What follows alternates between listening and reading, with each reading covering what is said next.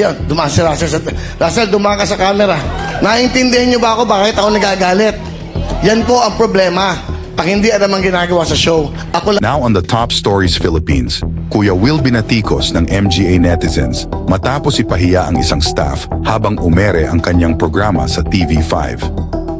Pag hindi alam ang ginagawa sa show, ako lahat ang nananagot. Trending at viral ngayon at hindi nagustuhan ng ilang netizens ang ginawang pamamahiya ng host na si Willie Revillame sa isang staff ng kanyang programa na Will to Win. Tapos sasabihin nyo, papagalitan na naman niya, binabash nyo ako. Nakita nyo, yung floor director namin dumaan sa camera.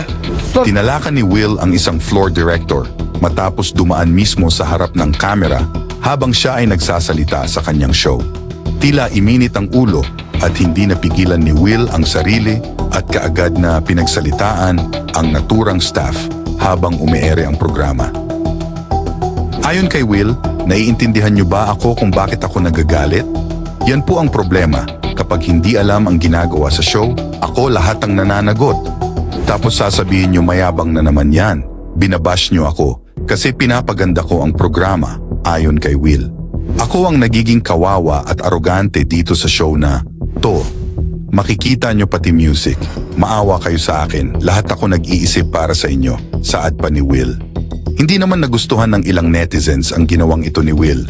Hindi umano maganda na pagalitan ng sinuman sa kanyang mga staff habang naka-live ang programa. Ayon sa mga netizens, mas maganda siguro kung pinagsabihan ni Will ang staff habang nasa commercial break.